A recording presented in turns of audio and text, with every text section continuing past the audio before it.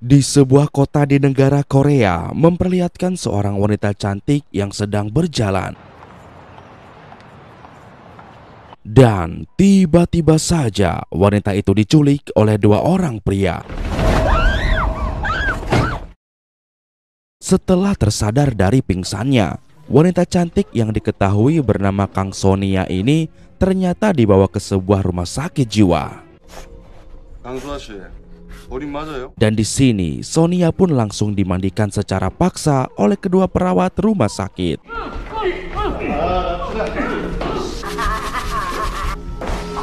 Setelah selesai dimandikan, seorang kepala rumah sakit jiwa yang bernama Dr. Broto menyuruh kedua perawat tersebut meminumkan sebuah obat pada Sonia. 먹어요. 먹어야 살아요.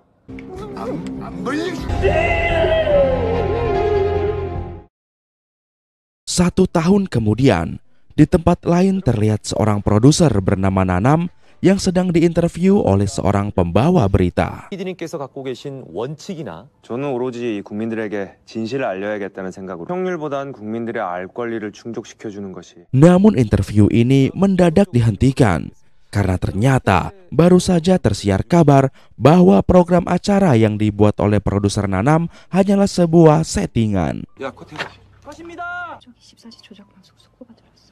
Karena interviewnya tidak berjalan lancar, Nanam pun pergi menjumpai direkturnya. 안함수 왜요? 자숙하고 있으랬더니 요즘 뭐하고 다냐? 자수. Di sini sang direktur mengatakan bahwa dia akan memberikan Nanam program baru di televisi karena program lama Nanam dianggap sudah sangat sepi peminat. 대신 재밌게 만들고 꽂아놨으니까 가서 연출을 Yang mana program baru yang ditawarkan direktur adalah acara dunia mistis yang akan membahas tempat-tempat angker di Korea. 예능 쪽에서 남남집으로 파일럿 하나 괴담 추적하는. Keesokan harinya, Nanam pun menjumpai direktur dan asisten barunya yang bernama Yani. Dan di sini Yani mulai menawarkan beberapa tempat-tempat angker beserta sejarah kelam di tempat-tempat itu. 밤마다 아이 울음소리가 들린다는 제보가 들어왔어요. 신빙성이 가진 않지만 Awalnya Nanam tidak tertarik dengan tempat yang ditawarkan Yani. Dan di sini Yani pun memberikan sebuah buku harian usang yang menceritakan tentang seorang wanita bernama Sonia yang diculik paksa dan dimasukkan ke rumah sakit jiwa padahal dia masih waras. 그거 PD님 앞으로 온 건데 그게 거기 강제 입원됐던 여자 일기라고 하면서 Yani lantas menjelaskan bahwa ternyata rumah sakit jiwa itu kini sudah ditutup karena 1 tahun yang lalu mengalami sebuah kebakaran dan hanya ada 1 orang yang selamat, yaitu Sonia sendiri. 1년 전에 전소돼서 안에 있던 환자들 다 사망했어요. Namun anehnya, keberadaan Sonia sendiri kini sedang ditahan di kantor polisi karena dia didakwa telah menghabisi ayahnya sendiri.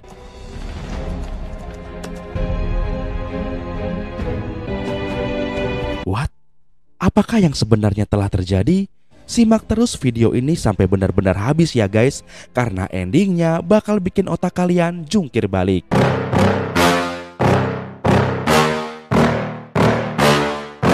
Yeah. Please tell me that I can't, that I won't, that I fail, that I'll never make it out, yeah. Please tell me all the bad. Oke lanjut. Keesokan harinya, Nanam yang tertarik dengan misteri itu segera membawa krunya untuk syuting di gedung rumah sakit jiwa terbengkalai itu.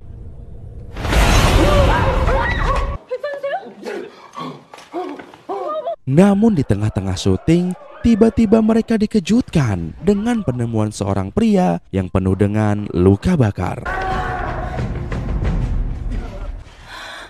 Karena merasa kasihan, Nanam dan rekan-rekannya pun langsung membawa pria tersebut ke rumah sakit untuk diobati. 상태가 꽤 심각해서 바로 치료를 해야 될 것 같아요. 환자분, 괜찮으세요? 제 말 들리세요? Nanam sempat kebingungan ketika pihak rumah sakit menanyakan identitas pasien ini. Namun, melihat tato sayap di tangan pria tersebut, besar kemungkinan pria ini bernama Agus, seorang perawat RSJ yang tertulis di buku harian milik Sonia. Setelah pria itu sadar, Nanam pun mencoba mencari tahu kisah tentang rumah sakit jiwa tersebut. Namun di sini Nanam tidak dapat informasi apa-apa selain sebuah konfirmasi bahwa pria ini adalah Agus yang ditulis di buku harian Usang itu. 한동식 씨 맞아요? 한동식 씨가 일했던 병원에서 알죠?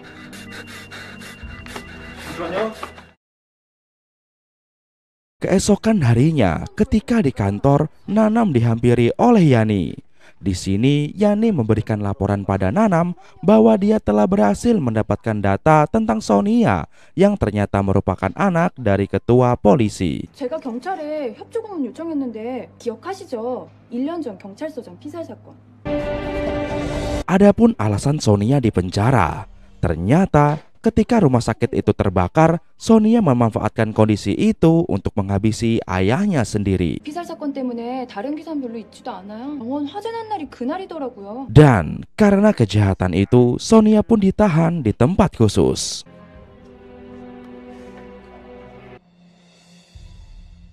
Mendengar itu, Nanam pun jadi semakin penasaran dengan kasus ini. Dan karena ingin mendapatkan informasi yang lebih jelas, Nanam pun akhirnya pergi ke rumah sakit tahanan, tempat di mana Sonia kini berada. 그 가족이라고 하나 남은 엄마 가정 그 사건 전에 심장마비로 죽어버렸으니까 나 강수 아줌 만나게 해주라. 친구가 면회 사절이라네. Singkatnya, Nanam pun sampai di tempat itu, dan dia juga berhasil bertemu dengan Sonia. 강남서 형사 이동우입니다. Di sini Nanam mulai bertanya tentang kasus kematian ayahnya. Namun Sonia yang sepertinya masih trauma dan terkena mental hanya bisa diam saja dan tidak berani berkomunikasi dengan orang asing. 사건 직전까지 정신병원에 있었다고 주장을.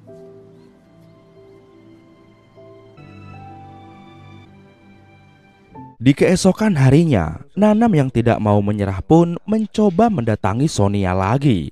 Dan untungnya kali ini Sonia sudah mau untuk diinterview. 강수아 씨 사건에 관심이 생겨서 취재를 오게 됐습니다. 그건 어디서 난 거예요? Dalam pertemuan ini, Sonia pun mengatakan bahwa sebenarnya dia tidak pernah membunuh ayahnya. Dan di sini Sonia pun mulai bercerita tentang masa lalunya. 사람 죽인 적 없어요. 안 죽였어요. Yang mana dahulu Sonia adalah orang yang normal. Namun suatu hari ketika sedang jalan-jalan, dia diculik paksa oleh petugas rumah sakit jiwa sampai pingsan. 그날도 평소처럼. Ketika tersadar, ternyata dia sudah berada di rumah sakit jiwa. Meskipun pada dasarnya Sonia adalah orang waras, namun di sini dia diperlakukan seperti orang gila. Ketika bertemu dengan kepala rumah sakit, dalam kondisi terikat, Sonia memohon untuk dilepaskan. Namun bukannya dilepaskan, di sini Sonia malah digebukin.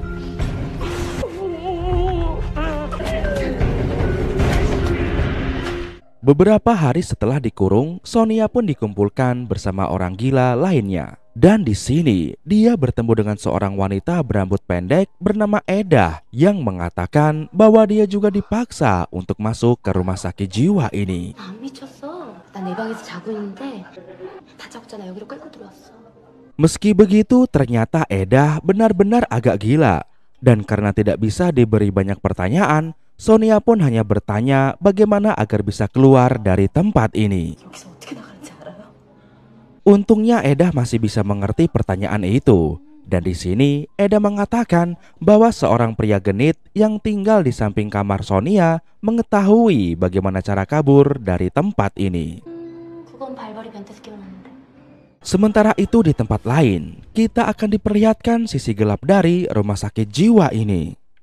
Mulai dari sang kepala rumah sakit yang suka menggunakan pasiennya untuk binatangnya, bahkan sampai menjual pasiennya yang sudah kembali ke kamarnya. Di sini tiba-tiba saja Sonia dikagetkan dengan munculnya sebuah tangan yang ternyata tangan itu adalah tangan pria genit yang diceritakan oleh Edah. Sonia pun segera menanyakan bagaimana cara keluar dari tempat ini. 비밀 통로 진짜 있어요? Namun pria genit ini mengatakan bahwa dia akan memberitahu asalkan Sonia mau melayaninya terlebih dahulu. Mereka pun akhirnya janjian untuk bertemu di kamar mandi.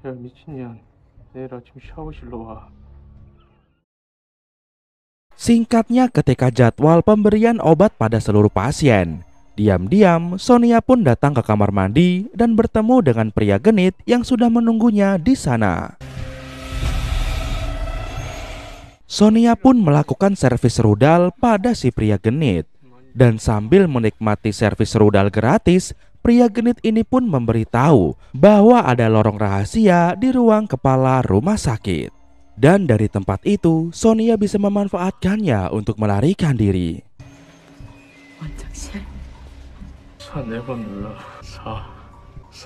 Setelah mendengar informasi itu, untuk mengalihkan perhatian, Sonia pun langsung menggigit rudal bengkok itu hingga membuat pria gendut ini menjerit kelojotan. Perhatian para perawat pun kontan saja teralihkan oleh teriakan dari pria genit. Dan disinilah Sonia pun lantas memanfaatkan kesempatan itu untuk masuk ke ruang kepala rumah sakit.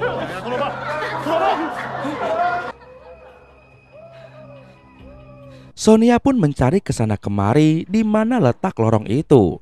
Dan untungnya Sonia berhasil menemukan lorong rahasia itu. Sonia pun langsung kabur lewat lorong itu. Namun sayangnya kepala rumah sakit juga keburu datang hingga kepala rumah sakit pun jadi tahu Sonia sudah kabur.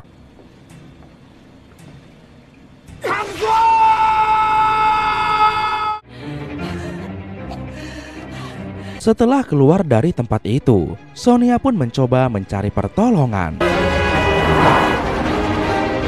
Namun, karena petugas RSJ keburu datang, akhirnya Sonia pun nekat mencegat mobil polisi yang sedang patroli.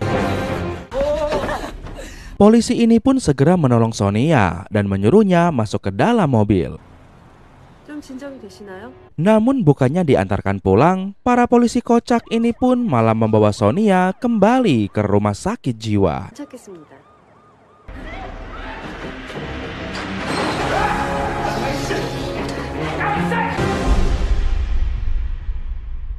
Dan di sini terungkap fakta bahwa polisi ini diperintahkan oleh ayahnya Sonia yang merupakan kepala polisi untuk menangkap Sonia yang kabur dari RSJ.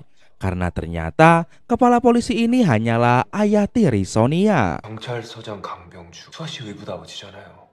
우리 아빠는 제가 어렸을 때 돌아가셨는데요. Sonia yang sudah kembali ke rumah sakit pun malah dibawa ke sebuah ruang operasi, yang mana di sampingnya terlihat para dokter sedang mengambil jeroan pasien lain untuk diperjualbelikan. Dan hal itu tentu saja membuat Sonia jadi ketakutan. Singkatnya giliran Sonia pun tiba. Namun di sini seorang perawat bernama Agus yang tak lain adalah orang yang ditolong oleh Nanam di awal film tadi, terlihat tak tega melihat wanita secantik ini harus ditumbalkan oleh ayah tirinya sendiri.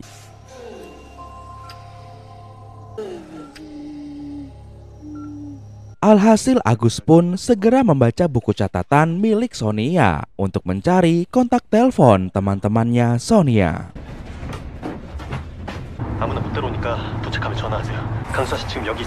Setelah mendapatkan informasi itu dari Agus, teman Sonia yang diketahui bernama Ray segera pergi ke rumah sakit jiwa itu. Namun sayangnya di sana sudah ada ayah tiri Sonia. Ray pun jadi tidak bisa masuk ke dalam. Hingga akhirnya Ray hanya bisa menunggu Agus datang menjemputnya agar bisa masuk ke dalam.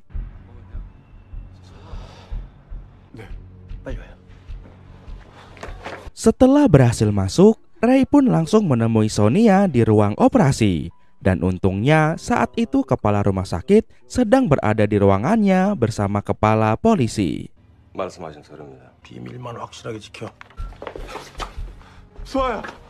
Tanpa pikir panjang, Ray dan Agus segera membawa Sonia agar bisa kabur dari tempat ini. Namun sayangnya ternyata tindakan mereka ini malah ketahuan oleh kepala rumah sakit. Alhasil, mereka bertiga pun langsung ditangkap dan juga digebukin.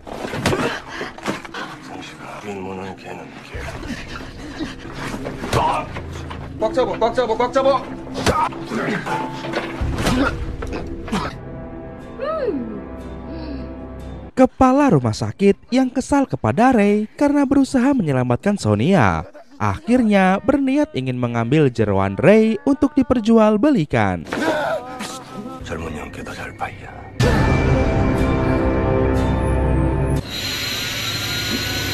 Namun ketika kepala rumah sakit memulai operasinya, tiba-tiba dari arah kantor terlihat api mulai membesar karena ternyata si Edah tanpa sengaja membakar ruang itu. Kontan saja kepala rumah sakit langsung meninggalkan Ray dan lari ke kantornya untuk menyelamatkan harta bendanya.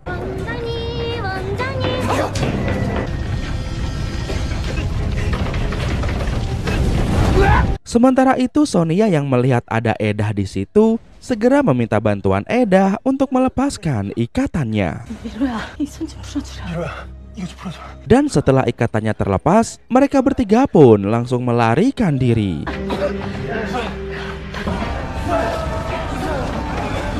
Untungnya mereka berhasil keluar dari tempat itu. Namun Agus yang saat itu menemukan sebuah kartu pembuka pintu seluruh ruangan, akhirnya nekat kembali masuk ke dalam untuk membuka semua pintu kamar pasien yang terjebak dalam ruangan.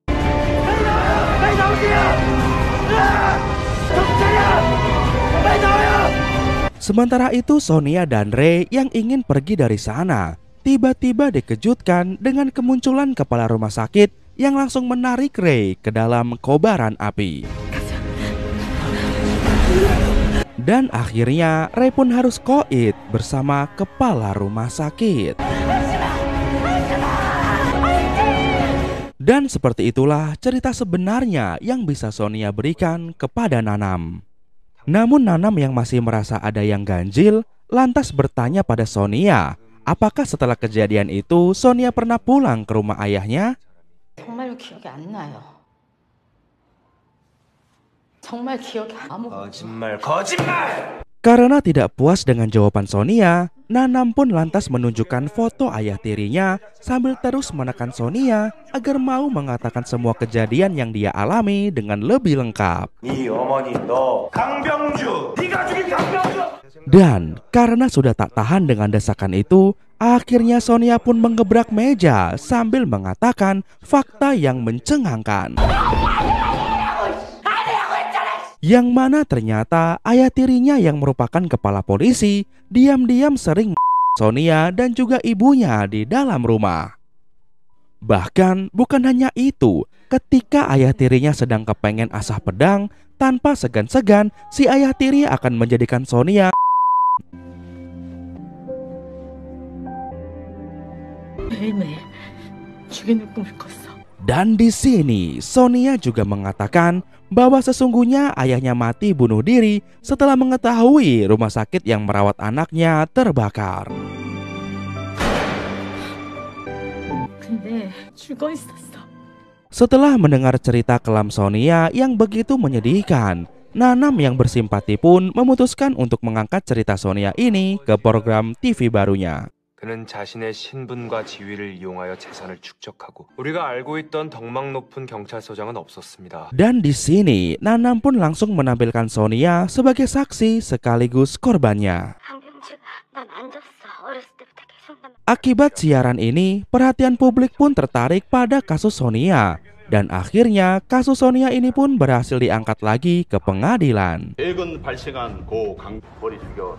강병주 경찰서장 살해 사건의 피의자. Hingga akhirnya setelah mereview ulang kasus ini, pihak pengadilan pun memutuskan untuk menarik hukuman 7 tahun penjara dan Sonia pun dinyatakan bebas. Tapi tidak sampai di situ guys, karena ada fakta yang mengejutkan di akhir film.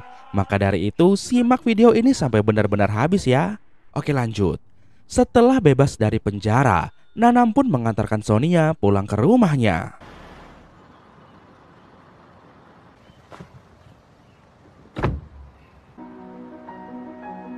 Singkatnya mereka pun sampai. Lalu sebelum berpisah, Sonia berkata, 흉기가 되는 거 아세요? 절대 환자들한테. setelahnya Sonia pun memberikan buku catatannya kembali kepada Nanam dan beranjak pergi. Nanam pun jadi heran dengan kata-kata dari Sonia tadi, hingga akhirnya dia membaca ulang buku catatan milik Sonia. Lalu setelah membaca dan berpikir ulang, akhirnya Nanam menyadari sebuah fakta bahwa kisah yang Sonia ceritakan tidak semua benar. Karena sesungguhnya orang yang dipaksa oleh ayah tiri Sonia masuk ke dalam RSJ adalah ibunya Sonia. 정신병자 아니거든요. Sementara orang yang menjadi Ray adalah Sonia. 오빠, 저 왔어요. 경찰 아저씨 하는 게 뭔데요? Sayangnya Sonia gagal menyelamatkan ibunya. Hingga akhirnya Sonia pun pergi ke rumah ayah tirinya, lalu diam-diam menembak sang ayah tiri dari belakang karena Sonia menganggap sang ayah tirilah yang harus bertanggung jawab atas kematian ibu kandungnya. Nanam yang kini sadar bahwa dia hanya dimanfaatkan oleh Sonia pun hanya bisa terbungkam tanpa sepatah kata. Dan akhirnya film pun tamat. Nah, seperti itulah kisahnya guys. Gimana menurut kalian? Udah bener gak sih yang dilakukan oleh Sonia? Tulis di kolom komentar ya, kasih tahu gua. Baiklah teman-teman, kayaknya sampai di sini dulu aja ya video alur cerita film kita kali ini. Masih bersama gua Ren, ya sahabat kalian dari Sensasi Trends. Akhir kata untuk menghemat kuota, sampai jumpa lagi di video Sensasi Trends berikutnya. Bye bye. Toss me the ball, I'm a really big hitter. Big picture, I'm a straight killer. Rising the song to the highest bidder. Got juice, got gas, I'ma move fast. New shoes, new tracks, like who's that?